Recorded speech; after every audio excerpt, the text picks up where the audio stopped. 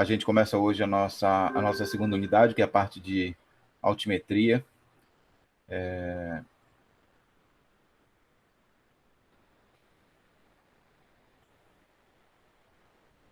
Vou compartilhar com vocês aqui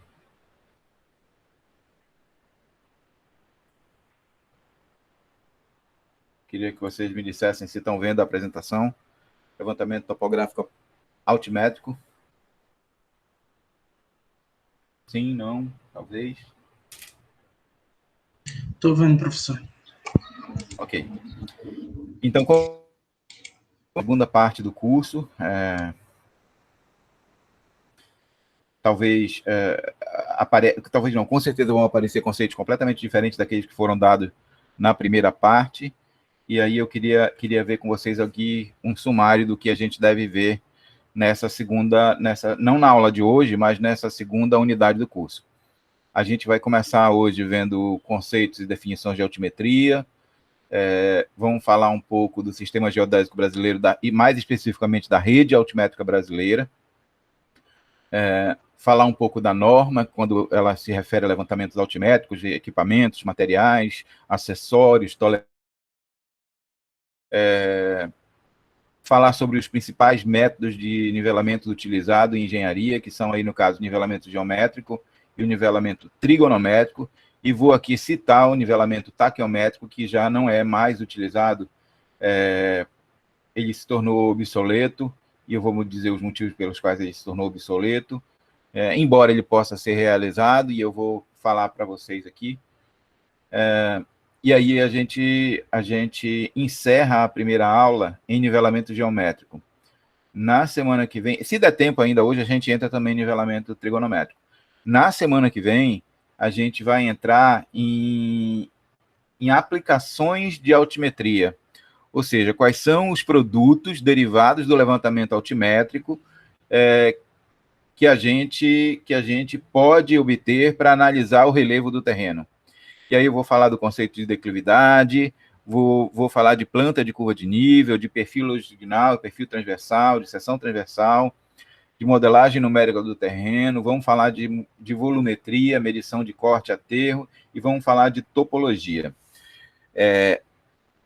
Para além disso, eu vou pedir para vocês uma atividade, e essa atividade, na aula da semana que vem, ela vai ser uma atividade computacional. Aí eu pergunto a vocês quatro que estão aqui, vocês têm um computador, um notebook, algo que vocês possam processar dados? Eu queria que vocês, um por um, falassem, por favor, sim, não, eu arranjo, eu consigo. Professor, eu tenho meu notebook. Ok. Também. Tem alguém dos quatro que está na sala não tem um material que possa fazer o processamento? Não, né? Então, silêncio. Então, o que eu vou pedir para vocês é que vocês estejam com esse equipamento na próxima aula e que vocês instalem, por favor, se é que já não instalaram, o Data Geosys. Eu vou deixar o link. Aliás, o link está disponível no site do LAG, mas eu vou deixar o link disponível para o download do programa também no meu blog, para que vocês façam o download do programa, se é que ainda não fizeram, instalem, e a gente vai usá-lo na semana que vem. E essa atividade que a gente vai desenvolver na semana que vem, vocês vão reproduzir com outros dados que eu vou passar para vocês e vão entregar como uma atividade de altimetria. Ok?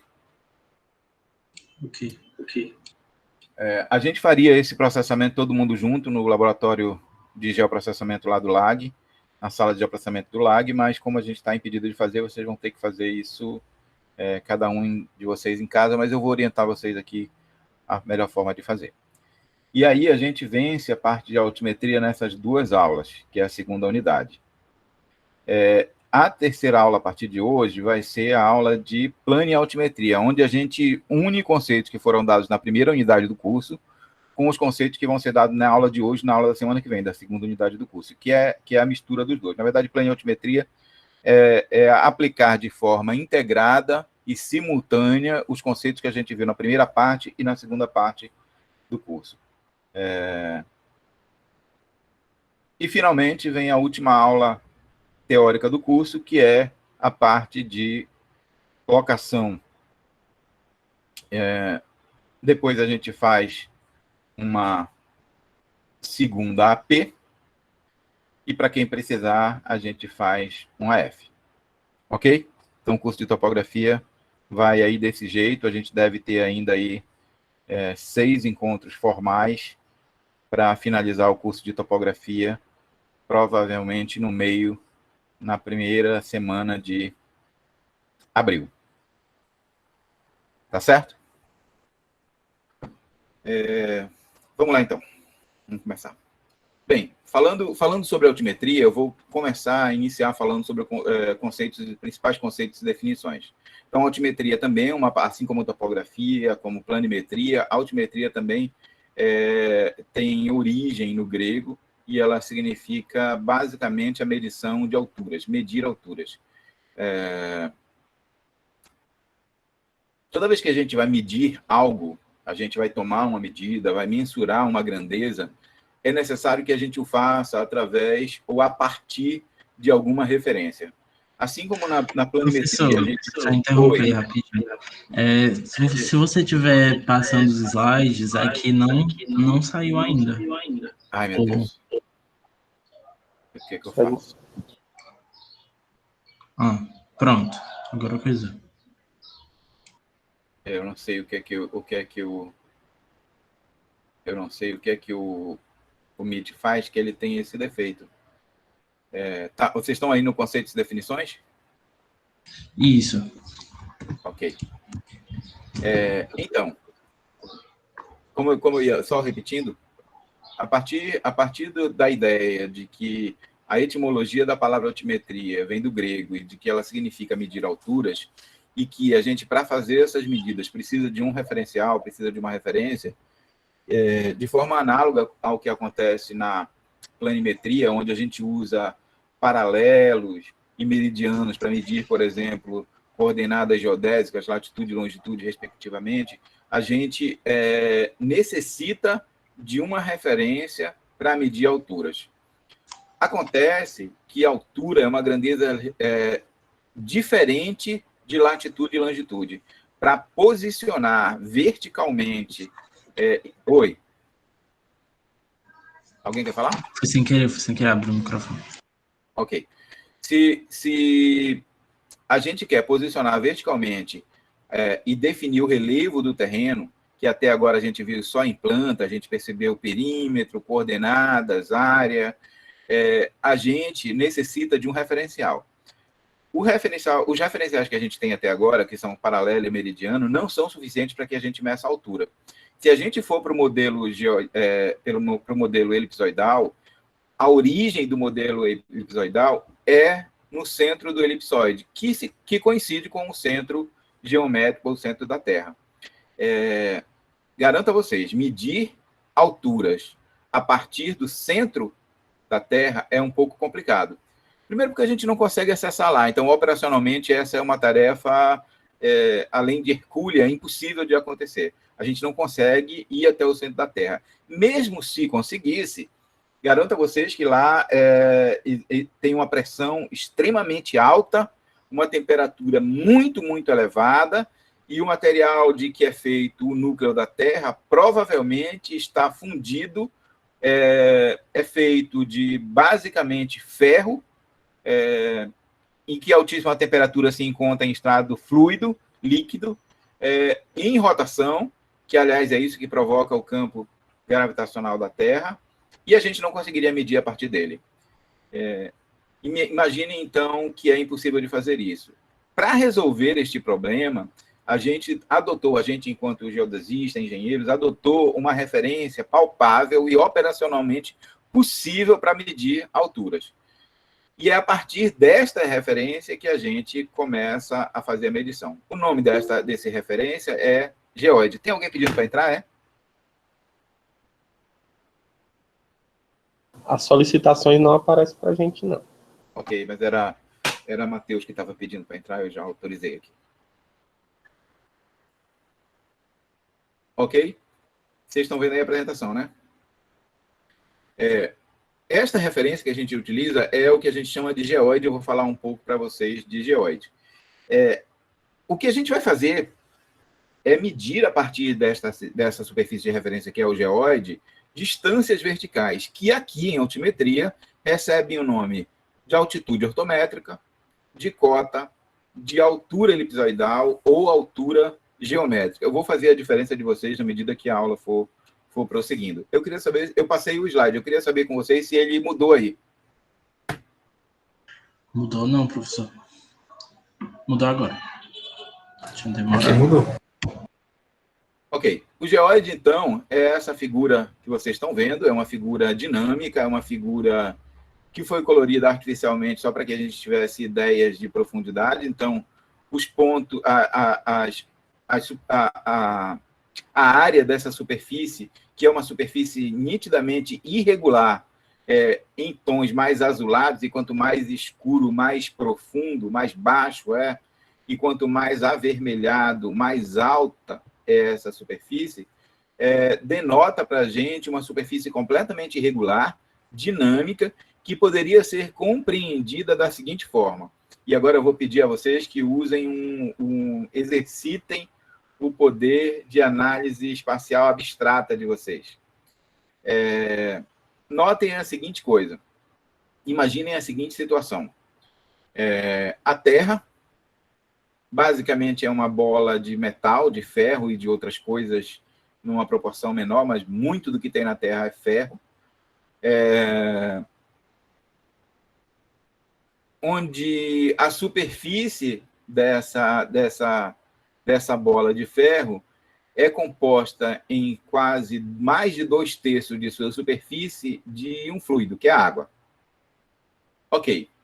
A água, por ser um corpo em estado líquido, fluido, portanto fluido, não tem uma forma definida. Então, os fluidos obedecem ou adquirem a forma do que os contém. E eu perguntaria a vocês, para cima da superfície terrestre, a gente tem a atmosfera da Terra, que é uma composição de gases. Além do vapor d'água, a gente tem oxigênio, hidrogênio, hélio, metano, ozônio, gás carbônico, pum de vaca e um monte de outras coisas. Mas também fluido, na forma gasosa, e na superfície, fluido na forma líquida. Ok, se ambos são fluidos, ambos não têm forma definida, e eles então vão assumir a forma daquilo que os contém. E o que contém, o que agrega, o que mantém na superfície da Terra tanto o fluido líquido quanto o fluido gasoso é o campo gravitacional terrestre. E o campo gravitacional terrestre, ele não tem uma forma única, ele é diferente. O que faz com que a pressão, a força gravitacional exercida nessa superfície seja diferente em cada ponto. O que faz também com que essa superfície que vocês estão vendo, que a gente chama de geoide, que poderia ser compreendida como a superfície líquida do planeta. Imaginem, então, toda a água dos oceanos. Embaixo da parte continental também tem água. A gente tem o lençol freático e a gente tem o lençol d'água subterrâneo. Imaginem agora que a gente conseguisse tirar toda a parte sólida da superfície da Terra. Vamos pegar um serrote gigante aí, serrar todos os continentes e deixar só a água do oceano e a água que percola por sob os continentes. Então, agora a Terra é uma bola líquida. Obviamente, por ser uma bola líquida, ela vai assumir a forma do campo gravitacional terrestre. Supostamente, modelada já por diversos pesquisadores, a forma dessa superfície que essa superfície líquida assumiria sob a ação do campo gravitacional terrestre em equilíbrio é o geoide e é essa figura que vocês estão vendo aí. Professor, o senhor está dizendo, então, que a água da Terra não está toda na mesma altura? Não, não está. Professor, você está dizendo que os princípios da hidráulica não valem? Valem. Mas os princípios da hidráulica dizem é que em um mesmo local, sob a ação do mesmo campo gravitacional, sob a ação das mesmas forças, uma água, um tubo, por exemplo, com água entre eles, permanece em equilíbrio à mesma altura. Acontece que nós estamos falando em pontos da Terra com forças diferentes. o que vai fazer com que as pressões diferentes coloquem níveis diferentes nessa água. Então, em alguns lugares, como vocês estão podendo ver aí, o geóide é mais baixo, mais profundo, e em alguns lugares ele é mais alto, mais elevado. Ok? Deu para compreender aí o que é o geóide? De forma muito... Por que a gente precisa dessa figura? Obviamente, por ser uma superfície modelada e fruto de diversas observações gravimétricas, por ser um modelo, ela é atualizada periodicamente e existem diversos modelos diferentes que representam o geóide. Mas, operacionalmente, a gente usa o geóide porque a gente, por ser a superfície, por coincidir com a superfície líquida do planeta, fluida do planeta, a gente pode, por exemplo, medir a altura do geóide a partir do nível médio do mar. Então, eu poderia, por exemplo, ir aqui em Fortaleza, onde a gente tem o mar, e aqui perto da minha casa, 3 quadras aqui da minha casa, ir ali na água e medir onde é que está o nível, qual é a altura do mar. Obviamente, o mar ele sofre uma variação em função das marés. Então, a aproximação e o afastamento da Lua e do Sol faz com que as marés, que ocorram as marés. Então, durante o decorrer de 24 horas, eu tenho marés altas e marés baixas, e aí a gente pode, então, medir qual é o mais baixo da maré, qual é o mais alto da maré, fazer uma média aritmética entre essas medições que a gente obteve e achar o nível médio do mar local, aqui para Fortaleza. Ok? É assim que a gente encontra. E a partir desse nível médio do mar, eu medi a diferença entre ele e uma determinada altura qualquer aqui no continente. E aí eu acharia, então, a nossa chamada altitude ortométrica. Pois bem, altitude... mudou aí para vocês?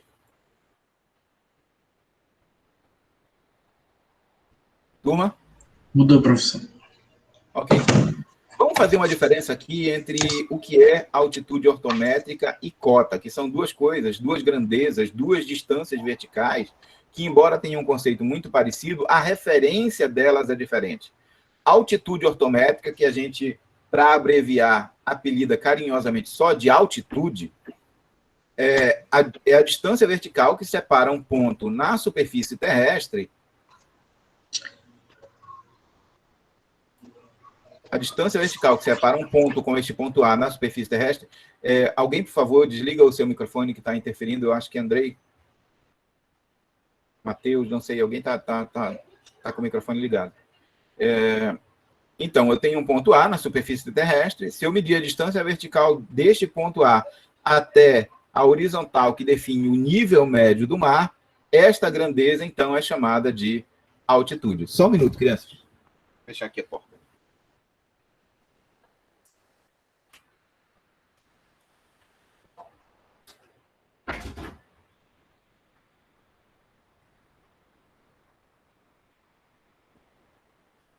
Voltei.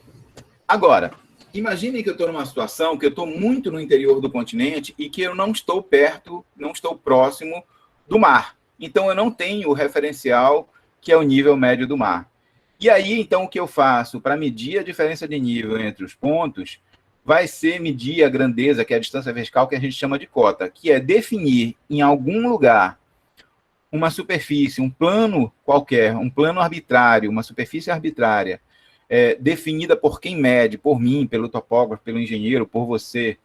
E a partir deste plano, medir a distância vertical a um determinado ponto, que nesse caso aqui é o ponto B. Essa distância vertical, então, não pode ser chamada de altitude ortométrica nem de altitude, porque ela é a distância vertical entre este ponto na superfície terrestre e um plano arbitrário qualquer. Isso vai me facilitar, por exemplo, e não impede de um determinado ponto C aqui, por exemplo, eu medir a diferença entre esse ponto. Então, eu vou ter as diferenças de níveis entre os pontos, mas que não vão estar relacionadas com o nível médio do mar, vão estar relacionadas com a superfície arbitrária que eu arbitrei. Então, se perguntar a grosso modo para vocês qual é a diferença entre altitude ortométrica e cota, ambas são distâncias verticais. Só que a altitude ortométrica ou altitude é a distância vertical medida em relação ao nível médio do mar, e a cota é a distância vertical medida em relação a um plano arbitrário qualquer. Ficou muito claro isso aí?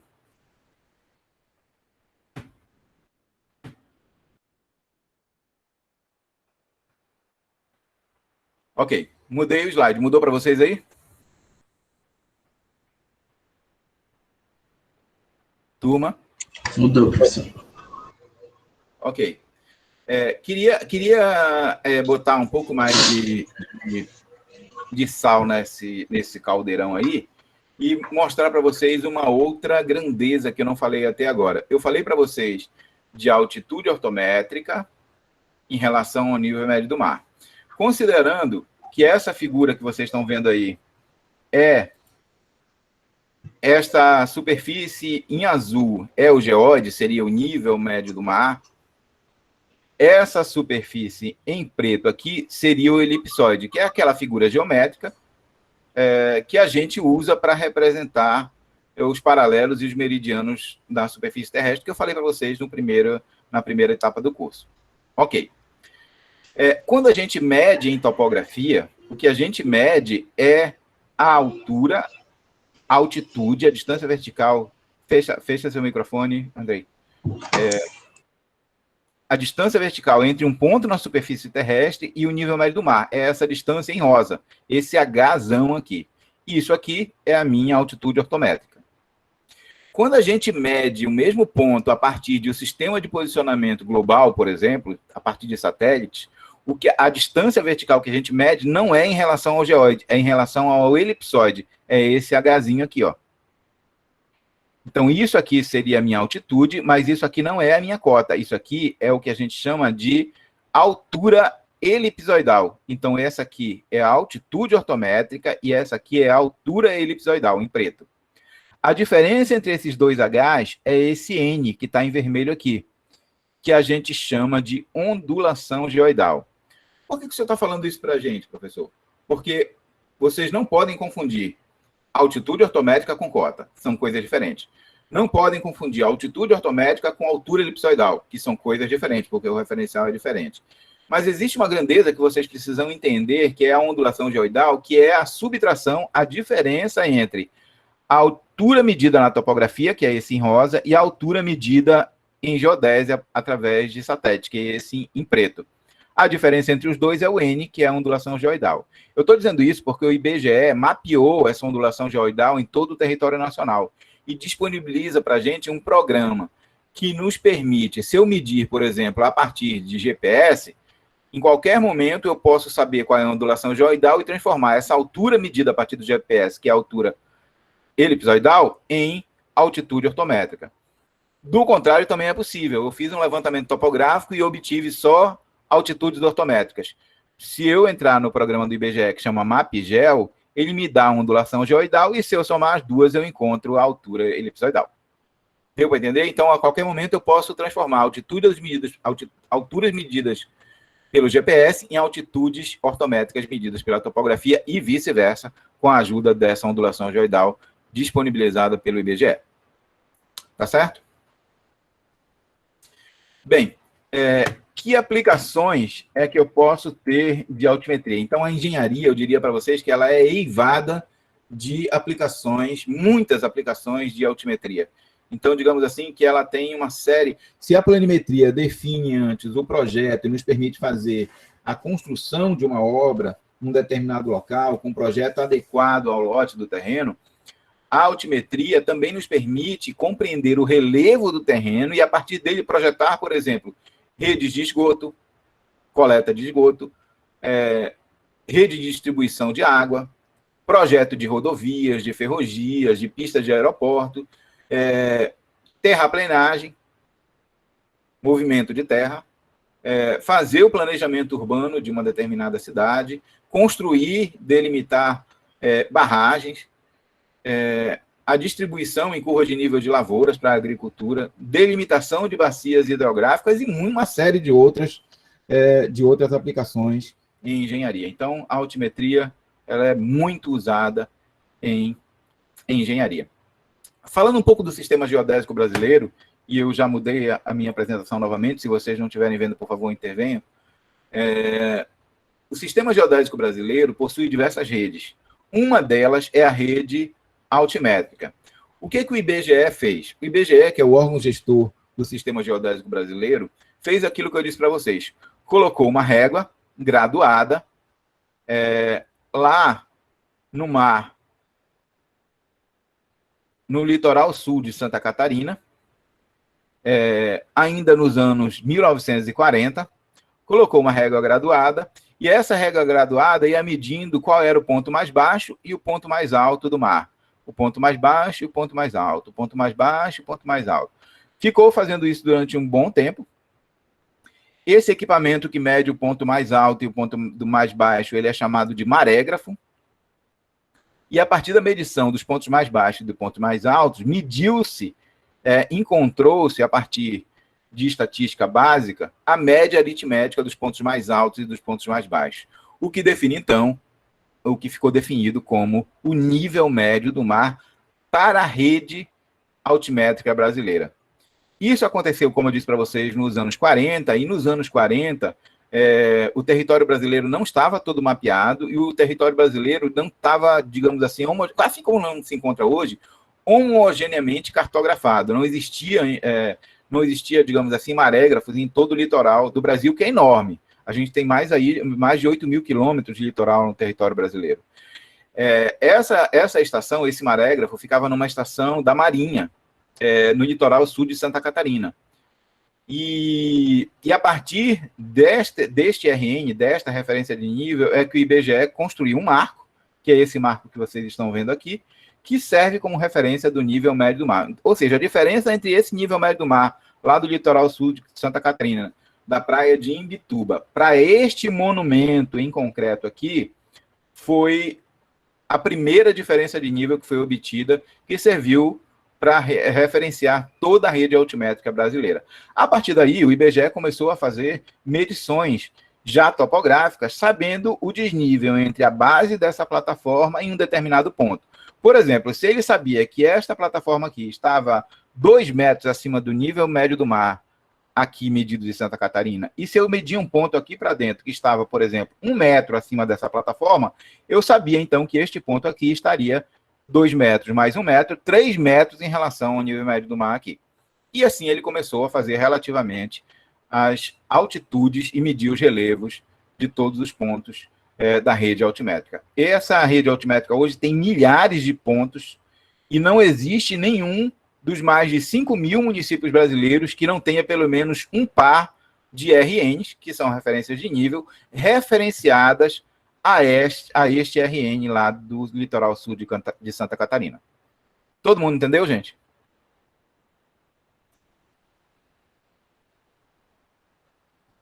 Turma? Sim, professor. Ok. Eu mudei novamente, eu queria que vocês vissem aí o mapa do Brasil. E do mapa do Brasil, eu queria que vocês dessem uma olhada na rede altimétrica que a gente tem. Só para vocês terem uma ideia, eu destaco em vermelho aí onde é que está Santa Catarina e, obviamente, onde é que está Imbituba, no litoral sul de Santa Catarina. Está bem aqui, ó. E foi a partir daí que a gente mediu toda a rede de nivelamento que se espalhou por milhares de quilômetros pelo Brasil inteiro. A rede, na verdade, é esse conjunto de pontos vermelhos que estão tão próximos que nessa escala dá a impressão de que são linhas. Não são linhas, são pontos. Então, todas essas linhas vermelhas que vocês estão vendo, na verdade, é a rede altimétrica espalhada por todo o território brasileiro. Notem que ela é muito mais adensada na região nordeste, litorânea, centro-oeste, sudeste e sul.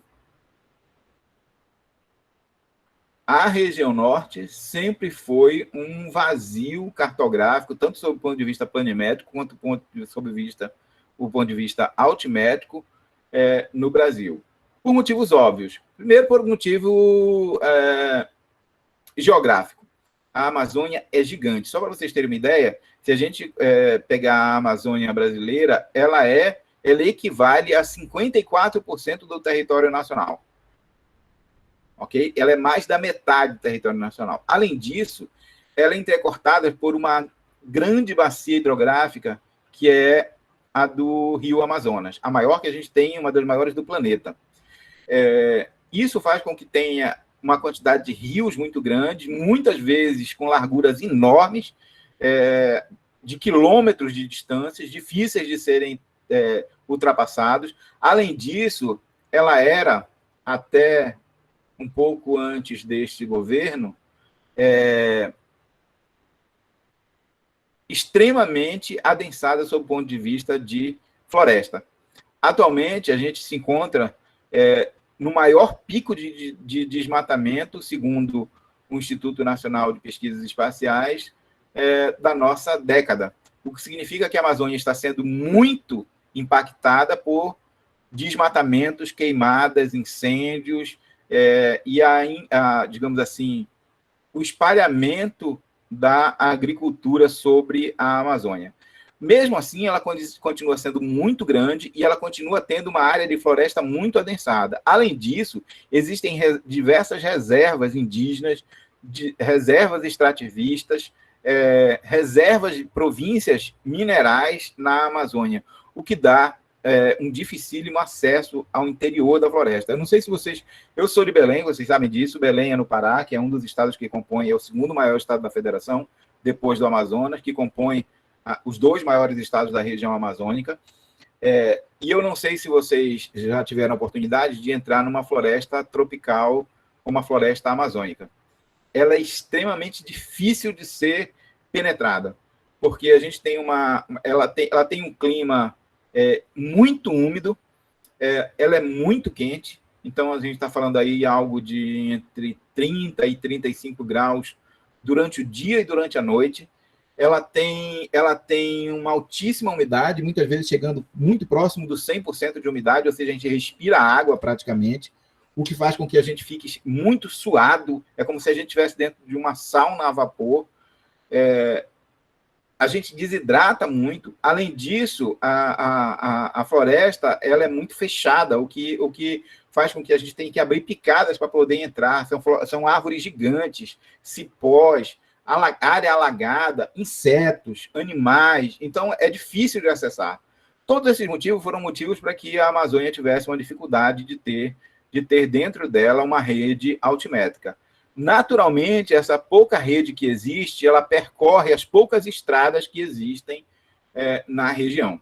Então, temos aqui uma estrada que sai de Boa Vista e que chega a Manaus, depois que sai de Manaus e que chega a Porto Velho, em Rondônia. Temos uma outra que sai de Rio Branco, chega a Porto Velho e que depois desce aqui para Rondônia.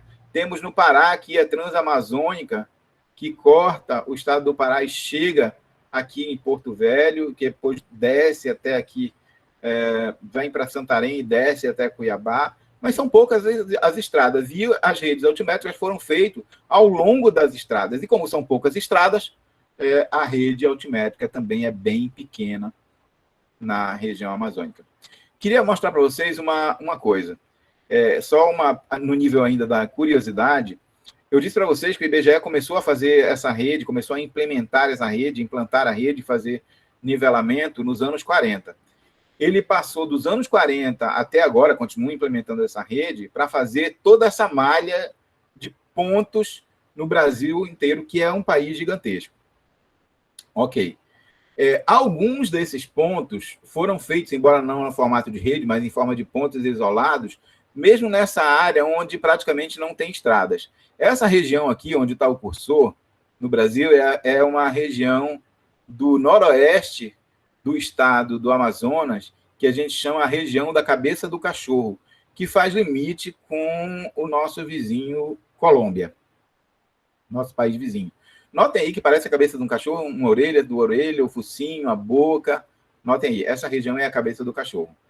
Nessa região aqui, existem tropas brasileiras defendendo o limite, o território brasileiro, até porque a Colômbia tem historicamente uma concentração de plantação de coca, de folhas de coca, e a migração de cocaína entre a Colômbia e o Brasil se dava muito nessa região.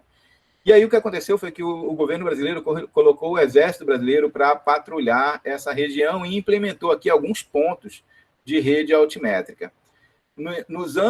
Em 1996, já nos anos 90, olhem só, entre os anos 40 e os anos 90, passaram mais de 50 anos. Então, em 1996, quando o Brasil começou a implementar já uma rede de pontos a partir do sistema de posicionamento global, o que aconteceu foi que foi feita uma comparação das altitudes ortométricas medidas nessa região da cabeça do cachorro, no Amazonas, e existia um erro em relação à altimetria de mais de 40 metros.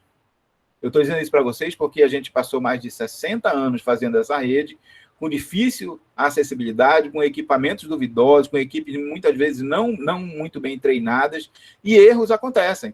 E se a gente está falando de uma rede de milhares de quilômetros, esse erro que foi sendo, digamos assim, aumentado, incrementado no decorrer da implementação da rede, chegou nessa região aqui do Amazonas com aproximadamente 40 metros de erro na rede altimétrica. E isso foi corrigido nos anos 90. Ok? Aí, para vocês, mais uma figura, agora separando só a rede altimétrica do Brasil, para vocês terem uma ideia de como ela está implementada, como ela é muito mais adensada na região sul, sudeste, centro-oeste, litorânea do nordeste e pouco adensada na região amazônica brasileira. Bem, como é que são essas RNs? Essas RNs, que são as referências de nível, que a gente apelida carinhosamente só de RN, elas são de dois tipos. Se elas forem implementadas num local sólido, numa pista, numa calçada, elas são colocadas apenas uma chapa metálica como essa que está aí embaixo, com a inscrição IBGE, protegido por lei, RN e o número dela. Ok? Se ela for colocada no solo, é feita uma base, né, para ela, de concreto. Em cima dessa base é colocado um prisma trapezoidal, uma pirâmide, aí, um tronco de pirâmide trapezoidal, e em cima desse tronco de pirâmide é colocado uma chapa, novamente, similar a essa aqui, identificando qual é o RN. Normalmente, esse metal é latão ou é bronze, e ele serve de referência. Professor, oi. Aqui não passou ainda.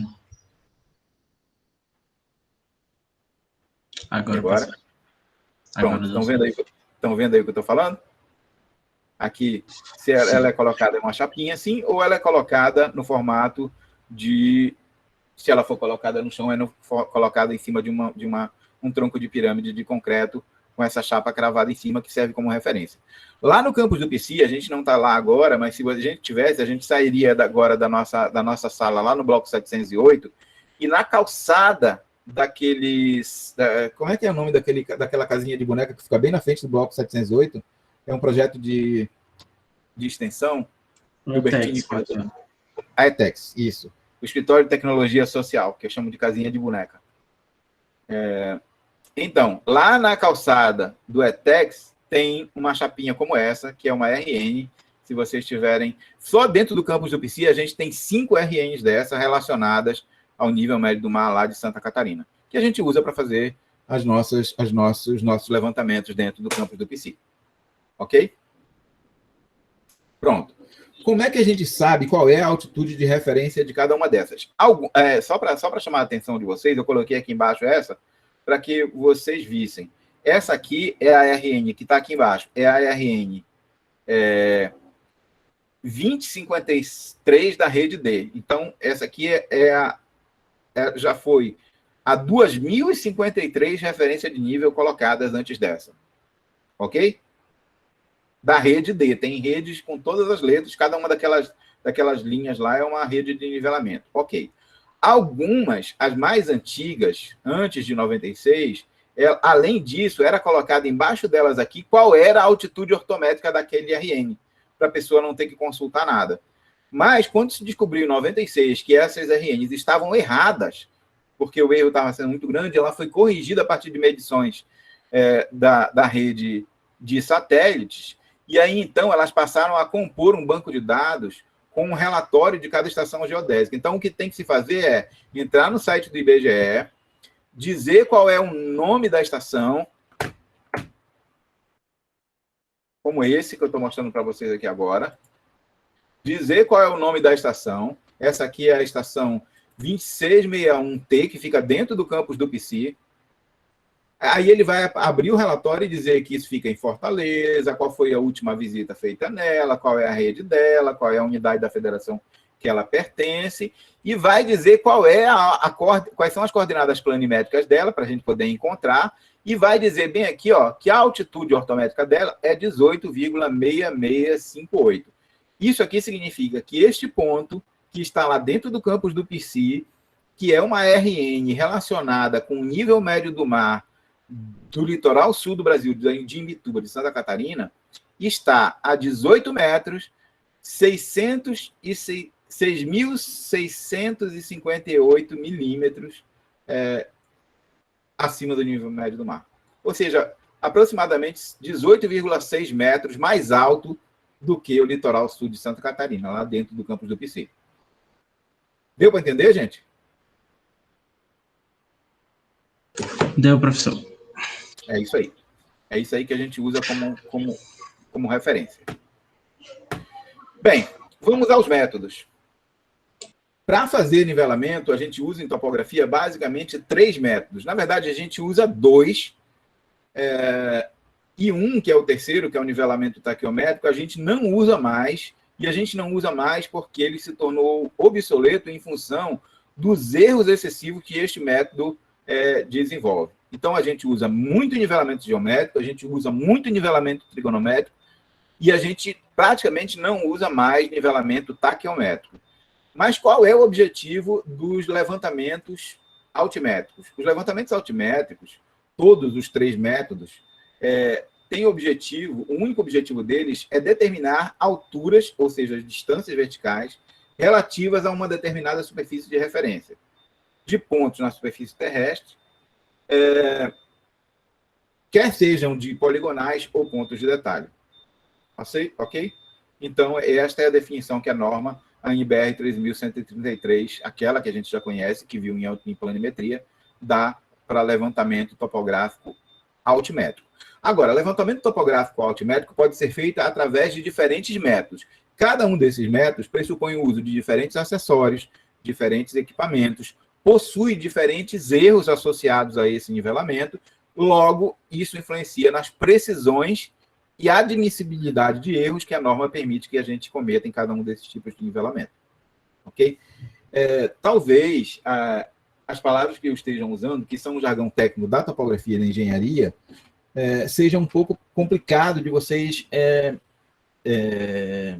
difícil de vocês adquirirem, mas se vocês conseguem adquirir o jargão empolado da Lumena no BBB, onde ela fala de trajetórias, itinerários, fenotipicamente e tal, vocês conseguem também adquirir o vocabulário da engenharia.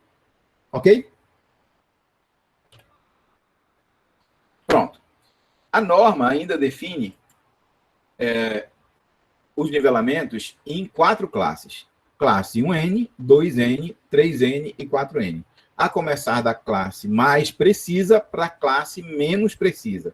Ou seja, a classe 1N é aquela onde supostamente a gente deve cometer menores erros, e a classe 4N é aquela onde provavelmente ocorrerão maiores erros. A classe 1N e 2N, em ambas se usa o método de nivelamento geométrico, que é o mais preciso de todos os 3 métodos. E a diferença entre 1N e 2N é o equipamento que é utilizado. Na classe 1N, a gente usa nivelamento geométrico, níveis geométricos mais precisos do que os níveis geométricos que a gente usa na classe 2N. Mas ambos são nivelamento geométrico, o método é o mesmo. Na classe 3N, a gente usa nivelamento trigonométrico feito à estação total, não mais a nível geométrico. E na classe 4N, a gente usa teodolito. Então, classe 1N e 2N, nivelamento geométrico feito com nível e mira. Na classe 3N, nivelamento trigonométrico feito com estação total e prisma. Na classe 4N, nivelamento taquiométrico feito a teodolito e mira. E esse que é o tipo de nivelamento, o método de nivelamento que a gente praticamente não usa mais. Ficou claro aí, né, gente? Aqui mostro para vocês, na mesma norma, as tolerâncias, assim como ocorre lá na planimetria, nos nivelamentos, na altimetria, também tem tolerâncias dadas pela norma. Então, no nivelamento da classe 1N, que é nivelamento geométrico, a gente pode errar 12 milímetros raiz do nivelamento tomado em quilômetros. No nivelamento da classe 2, 20 milímetros raiz de K. Esse é o erro máximo que a gente pode cometer. No nivelamento trigonométrico feito à estação em prisma, de 15 a 20 centímetros raiz de K. E nivelamento taquiométrico feito a teodolito, de 30 a 40 centímetros raiz de K. Ou seja, quanto mais permissiva em relação a erros é a norma, pior sob o ponto de vista de qualidade é o nivelamento. Ou seja, quanto mais, se o nivelamento, o método de nivelamento é melhor, é mais rigoroso, a norma exige que a gente erre menos. Se ele é menos rigoroso, a norma permite que a gente erre um pouco mais. Ok? Então, isso está tabelado. Blá, blá, blá. Blá, blá, blá é... Não esqueçam de ler.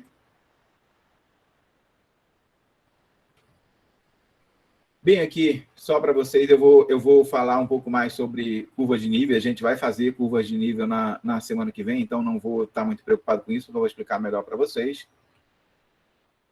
Bem, aqui queria mostrar para vocês os dois tipos de equipamentos e acessórios que a gente utiliza para fazer nivelamento da classe 1 e 2, que são níveis geométricos. Notem aqui. Vocês estão vendo aí, né, gente? As figuras aí. Aqui eu tenho um nível geométrico assente em um tripé, e bem aqui eu tenho uma mira, que é uma régua graduada, centimetrada, cada linha, cada faixazinha dessa branco e preta ou branco e vermelha é de 1 centímetro ou 10 milímetros. Então eu uso este equipamento e uso uma régua graduada, que é a mira, para fazer nivelamento da classe 1 e 2, que é nivelamento geométrico. Para fazer nivelamento da classe 3, o que a gente usa é uma estação total, como essa aqui, e um prisma, como esse aqui, que nada mais é do que um espelho octogonal fixado por uma rosca em cima de um bastão, com altura regulável. Eu vou pedir para vocês, para interromper aqui essa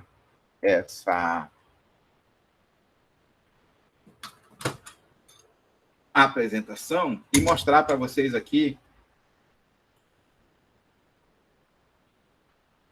o nível. Vai lá, galera. Vocês estão vendo? Aqui, ó. Eu trouxe para minha casa um nível lá do laboratório para mostrar para vocês. Já que vocês não estão fazendo, esse é um nível, ó. É um nível que a gente utiliza, tombado pela UFC, ó, que a gente utiliza para fazer nivelamento geométrico. Aqui embaixo eu tenho a rosca, que coloca ele assente em cima de um tripé. Bem aqui eu tenho onde a gente visualiza, e bem aqui eu tenho a objetiva, onde sai a visada. Então eu olho, eu estalo, nivelo esse coisa, ele tem liberdade horizontal, de girar na horizontal, ó, ele gira na horizontal desse jeito, e a gente fixa a nossa visão e ajusta a visão aqui, dá foco para poder visualizar uma régua graduada lá. E depois, nivelado, a gente faz as leituras na régua e anota isso numa caderneta, que é o que nos possibilita fazer as leituras de nivelamento geométrico. Esse aqui é um tipo de nível. Esse que eu mostrei para vocês, eu vou apresentar novamente. Esse que eu mostrei para vocês é um outro tipo de nível.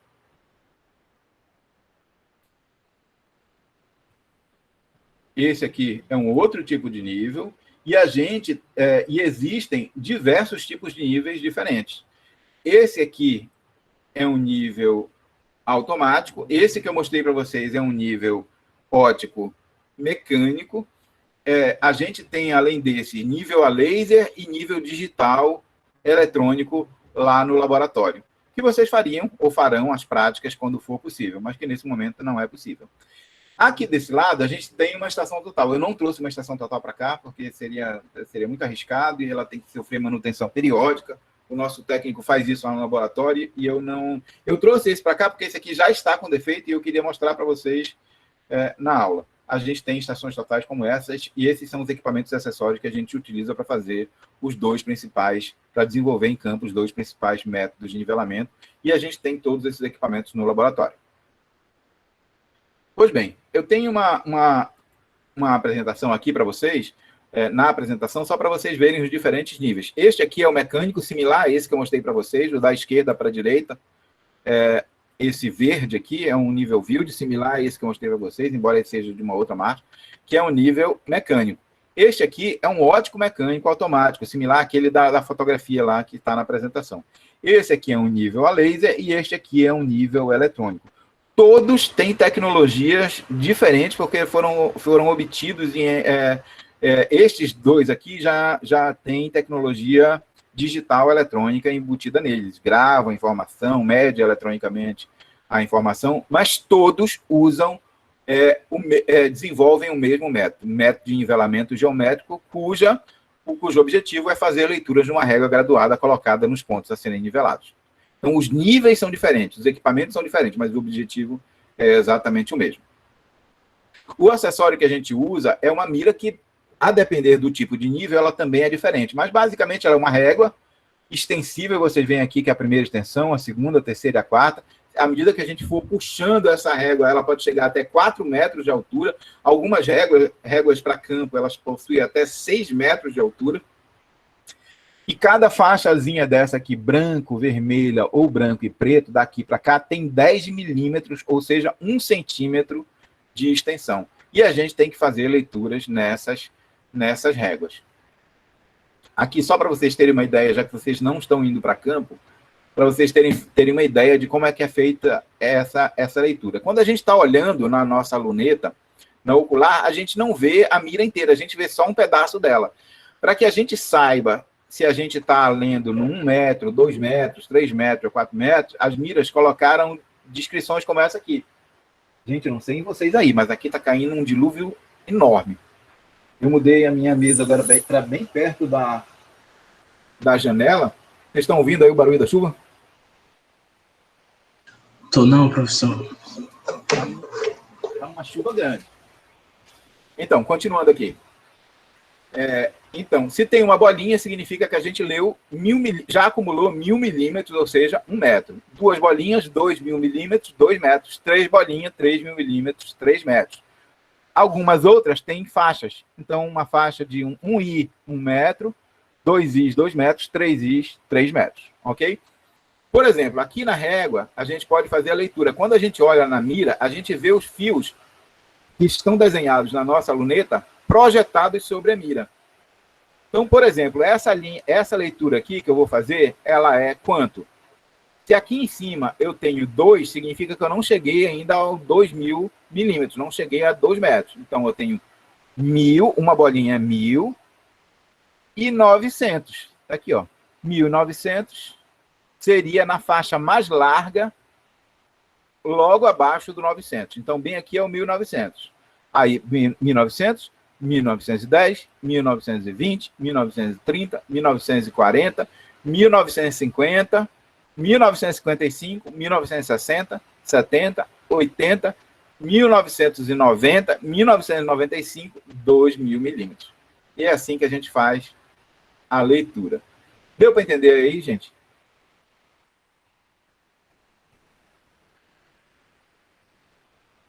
Turma? Entendi.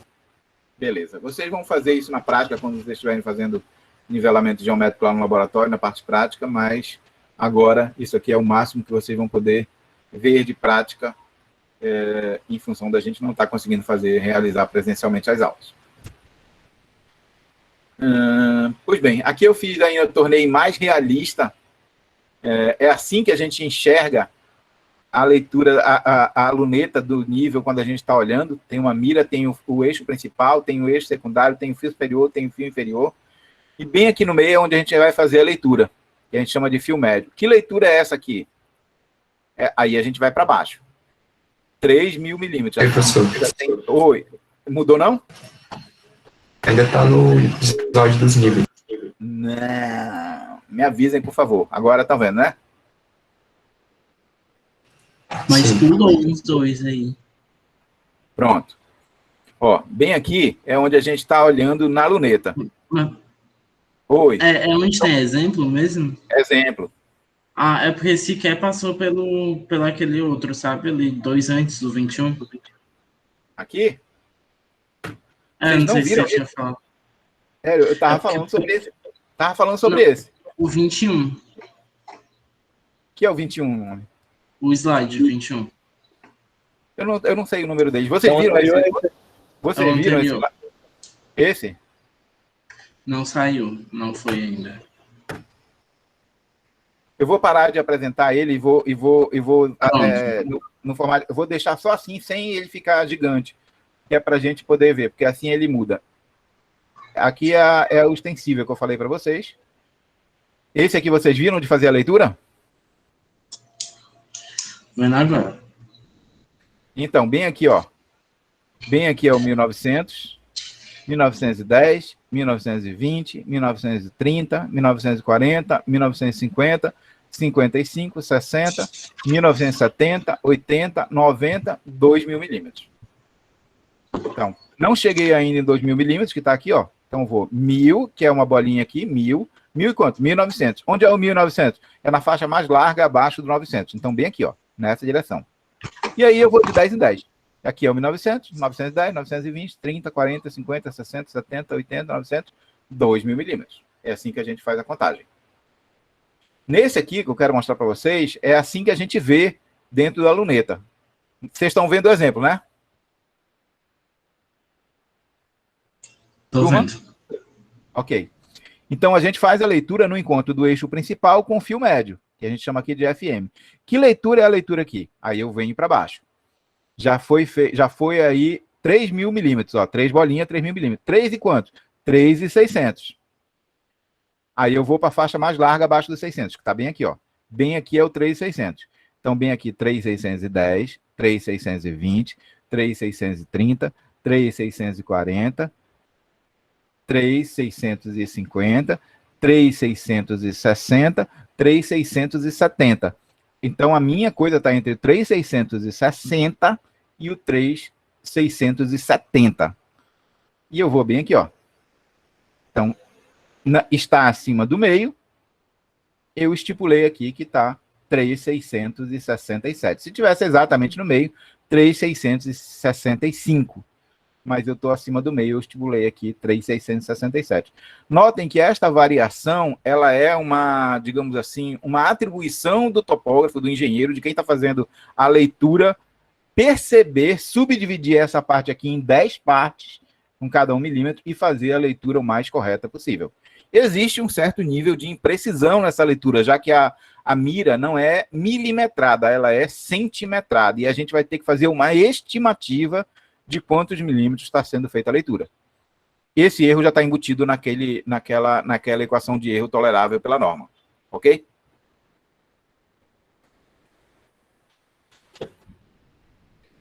Pois bem. Para fazer leitura de nivelamento, a gente precisa fazer leituras no campo. Então, imaginem que eu estou de lado aqui. Isso aqui é um nível, como aquele que eu mostrei para vocês, instalado sobre um tripé no terreno, onde eu estou vendo um corte lateral desse terreno. Quando eu instalo o equipamento e eu nivelo esse equipamento, eu defino um plano horizontal que está definido por essa linha tracejada aqui. Vocês estão vendo aí o slide de leitura de ré e vante, gente? Sim. Sim. Ok. É só para definir o que é leitura de ré e leitura de vante. Então, isso aqui é o nível instalado sobre o tripé, já nivelado, ou seja, definindo um plano horizontal que é esta linha tracejada. O meu auxiliar vai colocar a régua, que está identificada aqui por essa barra vertical, no ponto que eu quero nivelar. Nesse caso é o ponto 0. Quando eu olho daqui para lá, o meu plano horizontal vai encontrar a mira exatamente nessa posição. Aí, exatamente a exemplo do slide anterior, eu faço uma leitura na mira nessa posição e anoto a leitura. Aí eu giro o meu, nesta mesma posição ainda, neste plano horizontal, eu giro o meu nível para lá, agora eu vou ficar com a ocular para este lado e a objetiva para este. O meu auxiliar agora tira a mira daqui e coloca a mira no ponto 1, bem aqui. E eu faço uma outra leitura. A primeira leitura que eu fiz nada mais é do que a distância deste ponto até o chão. A segunda leitura que eu fiz é a leitura deste ponto até o chão. Como a régua está graduada, eu consigo saber qual é esse tamanho daqui para cá e qual é esse tamanho daqui para cá. Deu para entender aí, gente? Gente? Turma? Professor, você pode explicar de novo, por favor. Ó, entenderam o nível aí, né? O nível está aqui, nivelado. Aí o meu auxiliar está aqui e ele coloca a régua. E aí, nesta régua, quando eu tiver com o olho deste lado, bem aqui, ó, eu vou... Olha, deixa eu aumentar aqui. Ó. Na verdade, eu estou olhando aqui, ó, daqui para lá. A distância deste ponto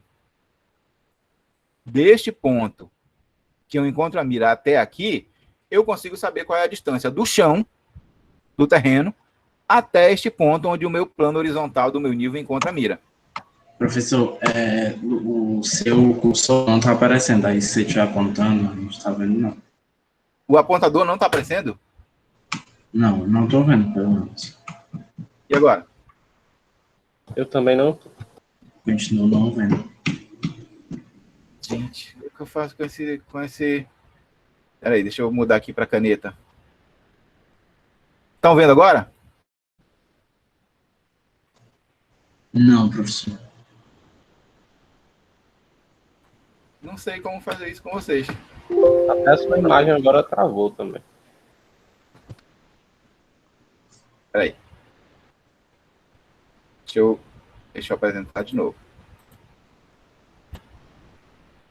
Parar a apresentação.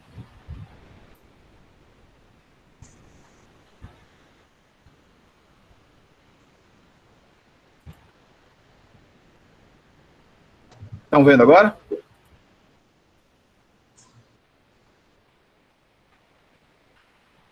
Agora Sim. Agora eu vou botar o ponteiro. Estão vendo a caneta aí? Então, eu tô com o meu olho bem aqui, ó. Olhando daqui para lá. Estão vendo? Então, eu Sim, olho professor. lá. Aí eu encontro a mira nessa direção. Então, a distância daqui até o chão, até o ponto zero, é a leitura que eu vou fazer.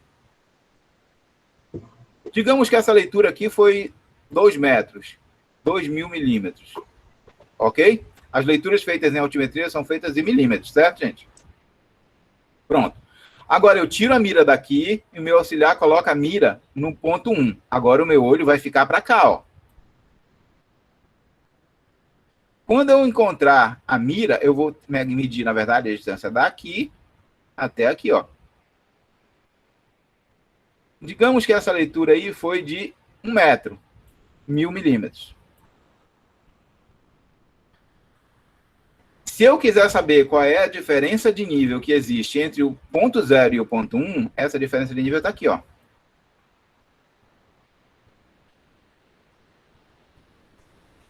Ela vai ser 2.000 milímetros menos 1.000 milímetros. Então, essa diferença de nível aqui vai ser 1.000 milímetros. Deu para entender? Deu, professor. Pronto. É facinho assim. Agora, quero falar para vocês como é que a gente define o que é ré e o que é vante.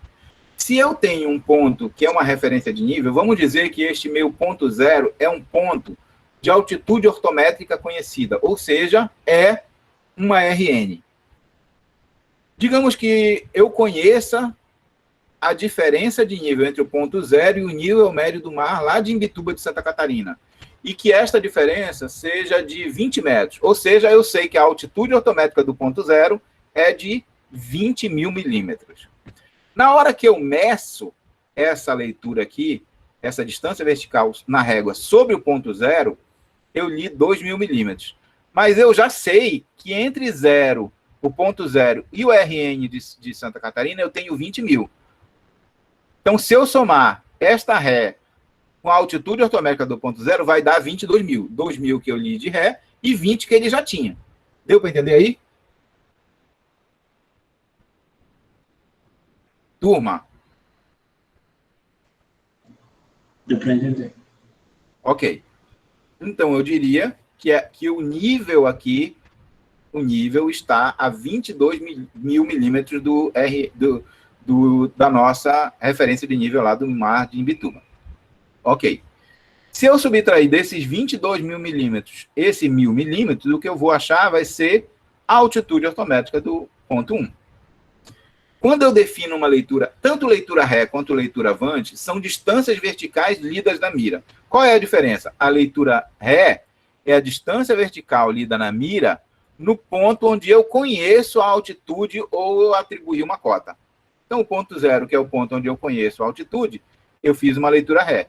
Quando eu tiro a mira daqui, eu coloco a mira no ponto 1, o ponto 1 eu não conheço ainda a altitude dele. Então, a leitura na mira feita nesse ponto é uma leitura vante, que era uma leitura avante, uma leitura à frente, que depois se tornou só leitura vante. Então, Então, leitura ré é a leitura de referência no ponto onde eu conheço a altitude. Leitura avante é a leitura feita na mira no ponto onde eu ainda preciso determinar a altitude, onde a altitude é desconhecida. Ok? Esses são conceitos de ré e de conceito de avante. Agora, digamos que agora dessa estação onde eu instalei meu nível aqui, eu não consigo mais fazer a leitura no ponto 2. Aí o que é que eu vou fazer? Eu vou manter a minha mira no ponto 1, vou tirar a minha estação desse local e instalar em um outro local, numa segundo local. Aí eu tirei o meu nível daqui e coloquei o meu nível aqui.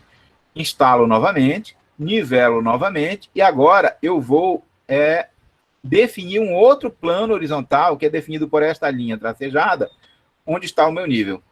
Como eu mantive a minha mira neste local aqui, no ponto 1, quando eu instalar novamente, eu vou fazer uma nova leitura no ponto 1.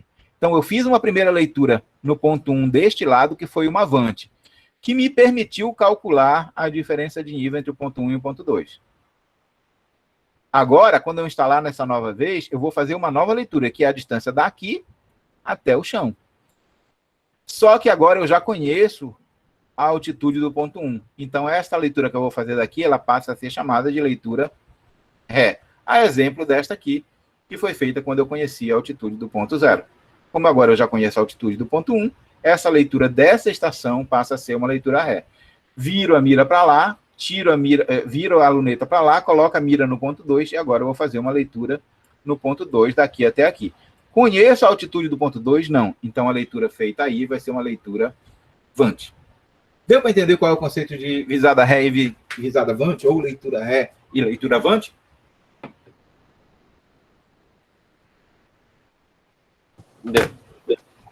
Beleza. Eu queria que vocês pegassem a máquina de calcular de vocês agora, para a gente fazer uma conta, e já já a gente encerra a nossa aula. Nivelamento geométrico é só isso, viu, gente? Só que ele é dividido em dois tipos de nivelamento. Nivelamento geométrico simples e nivelamento geométrico composto. Ele é chamado de nivelamento geométrico simples quando eu instalo o meu equipamento apenas uma vez. Então, digamos que aqui é um RN, que aqui é um RN. Fiz uma leitura ré, fiz uma leitura avante. Instalei apenas uma vez, isso é nivelamento geométrico simples. Quando não puder ser realizado nivelamento geométrico simples e eu for obrigado a mudar o meu nível em vários locais diferentes, como é o caso aqui de baixo, então tem uma estação 1, uma estação 2, uma estação 3, uma estação 4, aí isso é chamado de nivelamento geométrico composto. Quais são os motivos, hein, professor, que a gente é obrigado a mudar o nível de lugar?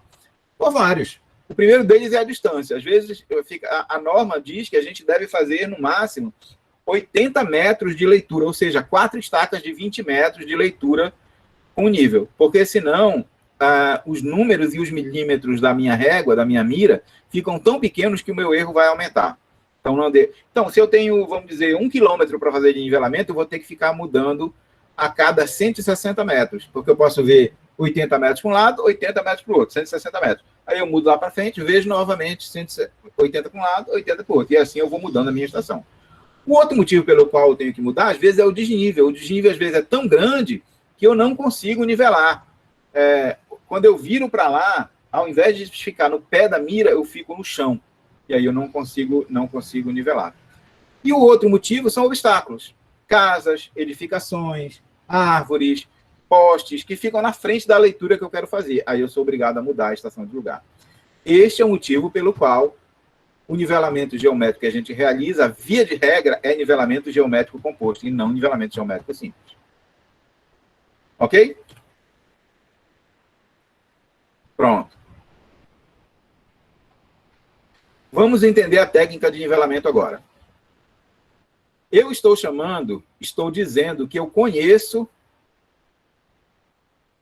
eu arbitrei um plano de referência aqui embaixo, arbitrário qualquer, que não é o nível médio do mar. Logo, as distâncias verticais que eu vou utilizar aqui vão ser chamadas de cota, porque eu não estou usando o nível médio do mar.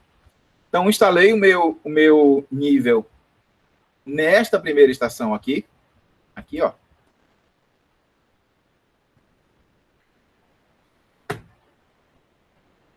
Estão vendo aí, gente?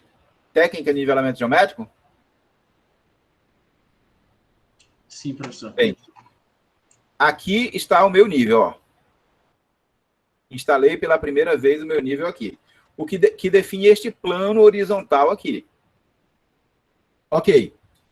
Como eu conheço a cota, eu atribuí, disse que eu conheço a cota do ponto A, então a cota do ponto A passa a ser uma cota conhecida.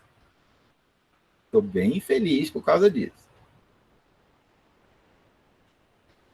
Quando eu instalei aqui e virei para lá, a mira colocada lá, eu faço a leitura daqui até aqui. Pergunto a vocês, essa leitura feita na mira, no ponto A, é uma leitura ré ou uma leitura avante? É uma leitura ré. Por quê? Porque eu conheço a cota do ponto A. Eu tiro a mira daqui e coloco a mira aqui, no ponto B. Ainda da mesma posição, eu faço a leitura na mira colocada no ponto B, que é essa distância daqui para cá.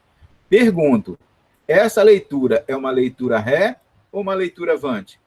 É uma leitura avante. Por quê? Porque eu não conheço ainda a cota do ponto B. Ok? Vocês estão entendendo aí, gente? Estou entendendo. Ok. Tiro a mira do ponto B, coloco a mira no ponto C.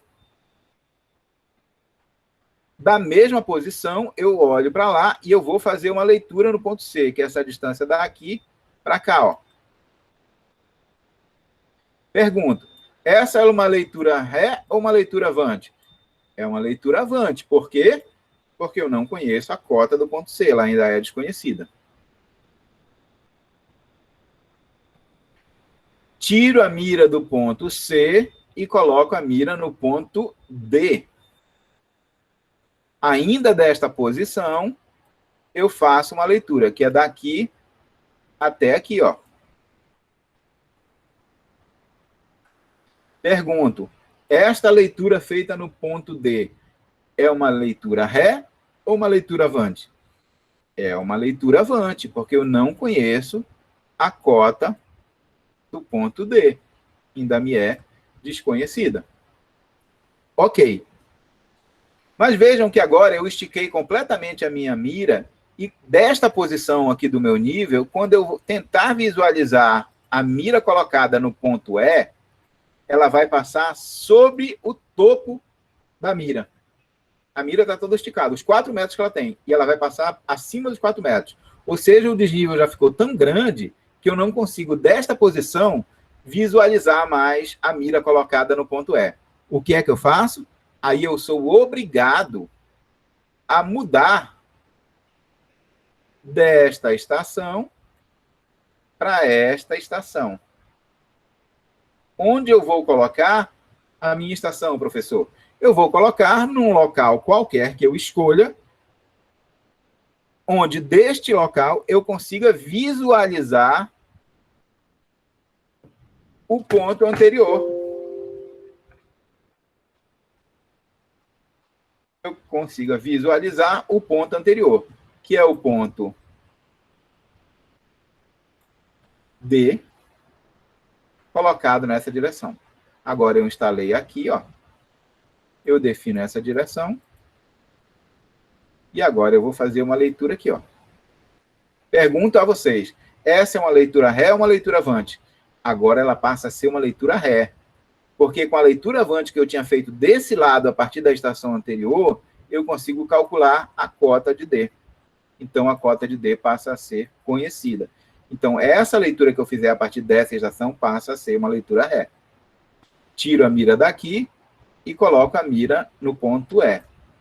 Agora, quando eu colocar a mira aqui, ó, agora eu consigo fazer essa leitura aqui, daqui para cá. Essa é uma leitura avante no ponto E. Tiro o meu nível para lá, coloco a mira no ponto F e faço a leitura daqui para cá. Pergunta a vocês, isso é uma leitura ré ou uma leitura avante? Uma leitura avante, porque eu não conheço a cota do ponto F. Tiro a mira daqui e coloco a mira aqui, no ponto G. Então, faço uma leitura daqui até aqui. Isso é o quê? Uma leitura avante no ponto G. Vamos aprender agora uma outra grandeza para além da leitura ré e da leitura avante, que é a nossa chamada altura de instrumento. Pergunto a vocês, desbloqueiem o microfone e respondam, por favor. Quantas vezes eu estacionei o meu nível?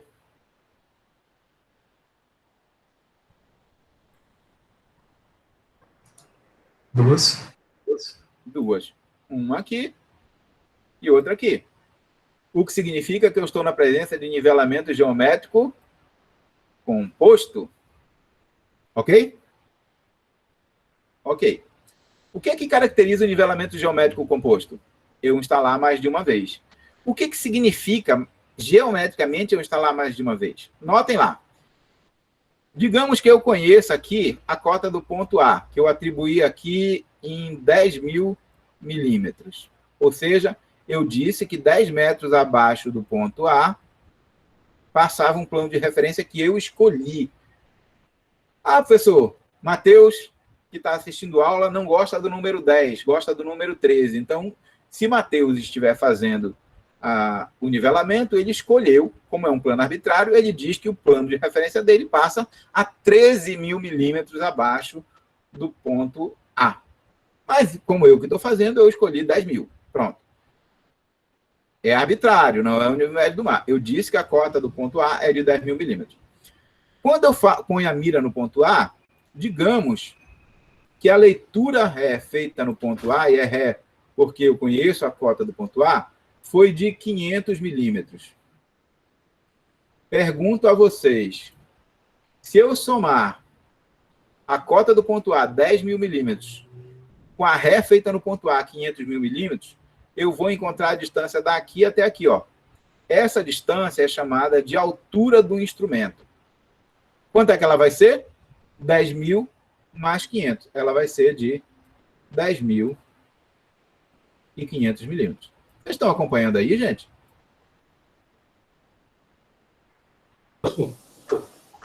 Beleza, todo mundo entendeu, né? Agora, eu já sei que na estação 1, a altura de instrumento do aparelho está de 10.500 milímetros.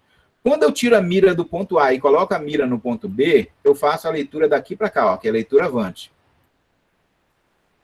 Digamos que esta leitura foi de 1.000 milímetros, ou seja, 1 metro. Pergunto a vocês, qual é a cota do ponto B? A cota do ponto B, que é essa distância aqui que eu desconheço, ela vai ser isso tudo, que é 10.500, menos esse 1.000 que eu li daqui até aqui. Ou seja, isso tudo, menos esse pedaço, vai sobrar esse pedaço aqui. Quanto é que é, gente? 10.500 menos 1.000. Então, a cota do ponto B passa a ser de 9.500 milímetros. Professor, sua letra é horrível nesse mouse. É 9.500, viu, pessoal? Pronto. Todo mundo entendeu isso? Turma? Sim. Assim, né? Agora eu tirei a mira do ponto B e coloquei a mira no ponto C. E fiz a seguinte leitura, daqui para cá, ó. Daqui para cá. Que foi avante no ponto C. Digamos que ela foi de 1.500 milímetros. E ela é avante porque eu não conheço a cota ainda do ponto C. Mas eu quero conhecer a cota do ponto C, que é a distância daqui para cá, ó. A cota do ponto C ainda é desconhecida. Eu mudei o aparelho de lugar? Não. Ainda continua na estação 1. Qual é a altura de instrumento na estação 1? 10.500. Como é que eu calculo a cota do ponto C?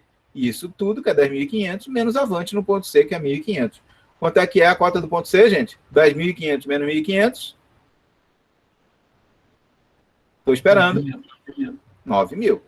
Vocês estão com a calculadora aí do lado, mas estão usando ela para fazer essa conta? Nem precisa, né, gente? Pronto. Agora a cota do ponto C passou a ser conhecida. Notem que agora eu já conheço a cota do ponto A, que foi a que eu estipulei. Conheço a cota do ponto B, que eu calculei. Conheço a cota do ponto C, que eu calculei. Tiro a mira do ponto C e coloco a mira no ponto D. E faço uma leitura avante, porque a cota é desconhecida, de 2.000 milímetros. Pergunto a vocês, como é que eu calculei a cota do ponto B? Altura de instrumento menos avante de 1.000. Como é que eu calculei a cota do ponto C? Altura do instrumento menos avante de 1.500. Como é que eu calculo a cota do ponto D? A altura do instrumento, 10.500, menos avante no ponto D, de 2.000. Que dá?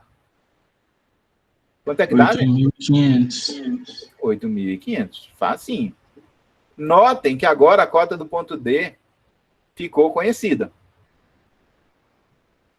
Mas eu não consigo mais visualizar o ponto E a partir daqui. Aí eu tiro da estação 1 e coloco na estação 2. Quando eu coloco na estação 2, a mira se manteve na posição no ponto D. Aí daqui eu vou fazer uma nova leitura no ponto D, que é para ligar o primeiro nivelamento feito da estação 1 com o segundo nivelamento feito da estação 2. Eles só estão interconectados através de uma única estação, onde a leitura é dupla, que no caso é a leitura D, onde eu faço a leitura avante de 2.000 estando na estação 1 e faço a leitura da Ré de 500 estando na estação 2. E ela é Ré porque eu já conheço agora a cota do ponto D. Deu para entender? Então, desse lado ela era avante porque eu não conhecia a cota do ponto D. Mas com essa avante, eu conheço a cota do ponto D. Quando eu mudo a estação daqui para cá, a cota de D já está conhecida. Quando eu faço a leitura lá, então essa leitura tem que ser uma leitura Ré. Como foi que eu calculei essa primeira altura de instrumento 1 aqui, gente? Cota do ponto conhecido mais leitura Ré. Como é que eu calculo a segunda altura de instrumento aqui, gente? Do mesmo jeito. Cota conhecida, 8.500, mais leitura Ré. Quanto é a altura de instrumento 2, gente? 8.500 mais 500. A altura de instrumento 2 passa a ser 9.000. Entendido?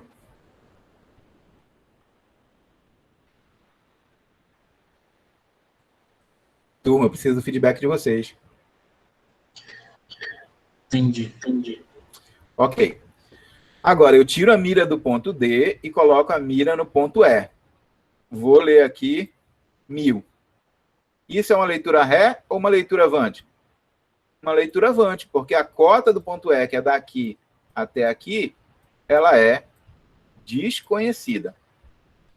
Agora eu pergunto a vocês, como foi que todas as outras vezes eu calculei a cota do ponto? Altura de instrumento menos avante. Vou pegar a altura de instrumentos, só que agora eu estou na estação 2, que é 9.000, menos avante. O que vai sobrar é a cota do ponto E. Ou seja, 9.000 menos 1.000, a cota do ponto E passa a ser de 8.000. Tiro a mira do ponto E, coloco a mira no ponto F. E fiz uma leitura de 1.500. Eu estou colocando valores inteiros aqui, gente, só para ficar fácil de vocês compreenderem o exercício. Como é que eu calculo a cota do ponto F? Primeira coisa, a leitura de 1.500 feita no ponto F é uma leitura Ré ou uma leitura avante? Uma leitura avante, professor. Por quê? Porque eu não conheço a cota do ponto F ainda. 1.500. Como é que eu calculo a cota do ponto F? Altura de instrumento 2, tudo isso, menos esse pedaço daqui até aqui, e sobra isso daqui até aqui. Ou seja, 9.000 menos 1.500, a cota do ponto F é de 7.500. Tiro a mira do ponto F, coloco a mira no ponto G. Fiz uma leitura aqui de 2.000 milímetros. Respondam vocês, gente. A leitura de 2.000 milímetros feita no ponto G é uma leitura Ré ou uma leitura avante? Leitura avante. Porque a cota do ponto G ainda é uma cota desconhecida. Mas eu posso conhecer agora. A altura de instrumento, 9.000, menos 2.000, a cota do ponto G é de 7.000. Nivelamento geométrico é só isso, gente. Notem que a gente usou aqui 2 tipos de operações algébricas. Eu fiz uma soma quando eu somei a cota conhecida mais a visada Ré para achar a altura de instrumento. E fiz uma subtração quando eu tirei dessa altura de instrumento as vantes feitas nos pontos. e calculei todas as cotas do ponto. Notem que agora que eu tenho a cota do ponto é 10, 9.500, 9, 8.500, 8, 7.500 e 7. Ou seja, a cota vai diminuindo daqui para lá, o que significa que eu estou num terreno em declive. O terreno está baixando. Deu para perceber? Se as cotas estivessem aumentando, eu estaria num terreno em aclive, ou seja, as cotas estariam aumentando, o terreno estaria subindo. Entenderam aí, gente? Facinho de sim.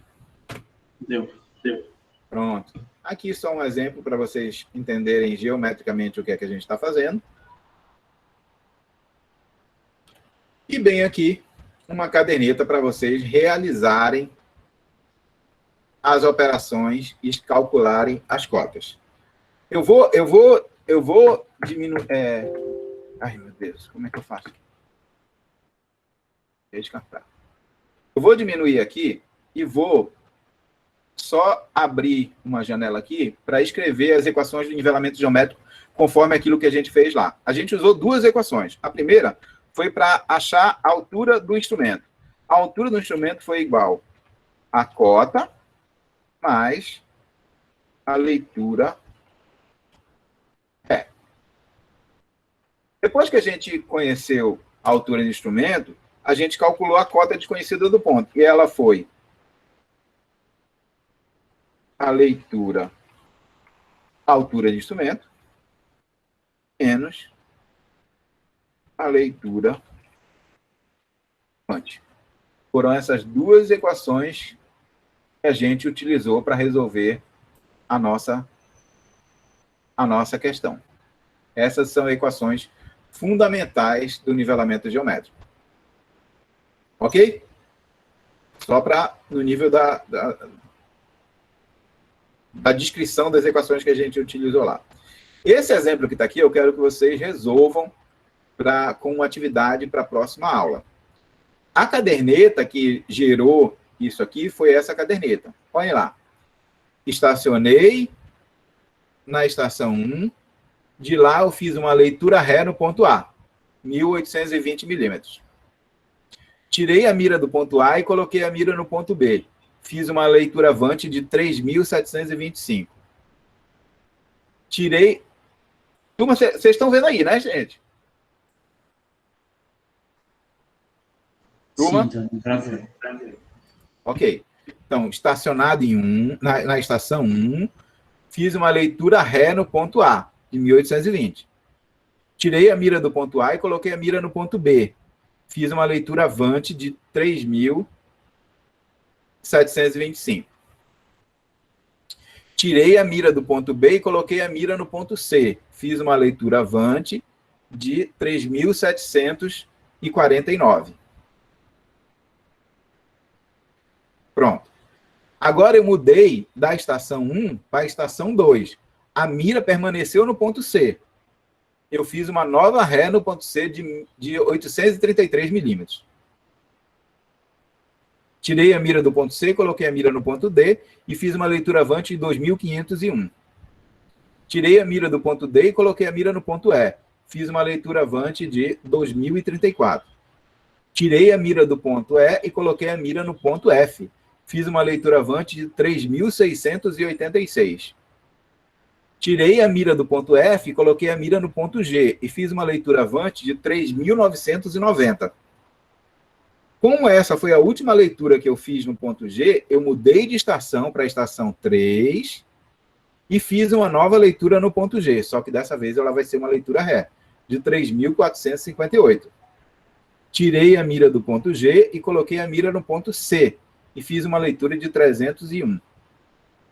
Mudei de estação novamente para a estação 4, fiz uma nova leitura ré no ponto C de 2.867 e, finalmente, fiz uma leitura avante no ponto A de 934. Notem que eu saí do ponto A e voltei para o ponto A. Logo, este é um nivelamento geométrico fechado. Eu fui e voltei para o ponto A. Existe uma equação que eu vou mostrar para vocês agora, que é para a gente saber se calculou certo ou errado. Isso chama prova de cálculo. A prova de cálculo diz o seguinte: a soma de ré menos a soma de vante de mudança tem que ser igual. Eu só não sei o que é vante de mudança. Eu vou já dizer para vocês, não se preocupem com isso.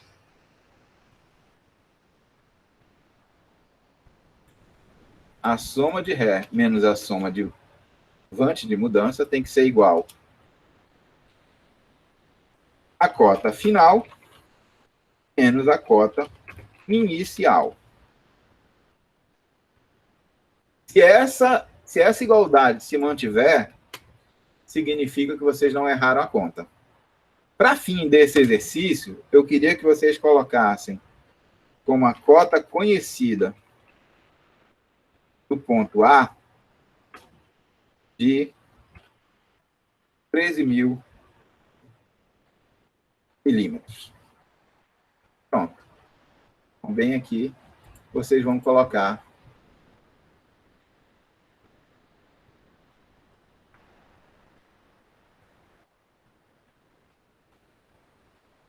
13.000 milímetros. Se essa é a cota conhecida do ponto A, como é que vocês vão achar o teu instrumento? Somando a cota mais a ré. Como é que vocês vão achar a cota do ponto B? Altura de instrumento menos a vante. Exatamente do exemplo que a gente fez lá. Quando vocês acabarem de fazer, notem que tem um ponto que a gente muda da estação 1 para a estação 2, que é o ponto C, que ele se repete. Da estação 2 para a estação 3, que é o ponto G, que ele se repete. Da estação 3 para a estação 4, que é o ponto C, que ele se repete novamente.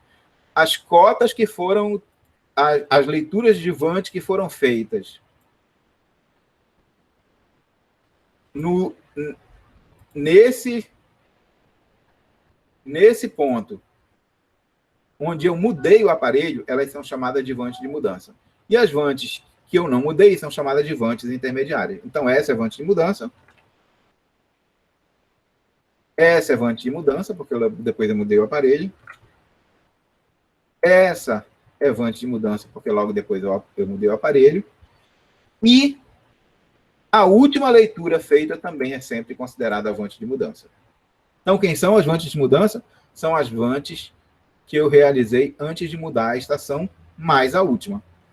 As rés estão numa coluna separada. Então, depois eu somo todas essas rés, somo as vantes de mudança. Quando eu subtrair a rés da vante de mudança, ela vai ter que ser igual à cota final, que eu vou achar bem aqui no ponto A, menos a cota inicial. Se ela não for igual, se ela for igual, eu não cometi erro nenhum. E essa soma foi igual. Certo? Pronto, eu quero que vocês resolvam esse exercício para a aula que vem, e eu vou deixar essa atividade lá no Google Classroom. Tudo bem, gente? Professor. A gente se vê na semana que vem para fazer a nossa aula de nivelamento trigonométrico e de operação de processamento de dados no Data GeoSys. E amanhã a gente se encontra às 14h para refazer a avaliação 1. Fiquem bem tranquilos. E aquela correção? O que é que tem? A gente não vai fazer, não? Para corrigir a cota? Eu não vou ensinar isso agora, vou ensinar isso só na aula que vem. Ah, certo. Eu vou ensinar depois que a gente tiver feito nivelamento trigonométrico, eu ensino dos dois. Tá bom? Quem falou? João Pedro. Ok, João. Tá certo? Então, para vocês, só preencham para este exercício a coluna de cotas. E amanhã a gente se vê para ver a prova, e na semana que vem a gente se vê para ver nivelamento trigonométrico e o Data GeoSys já instalado. Dúvidas?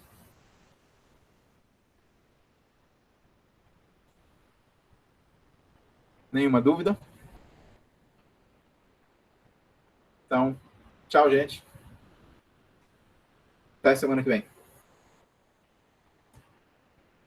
Até amanhã. Tá aí. Até.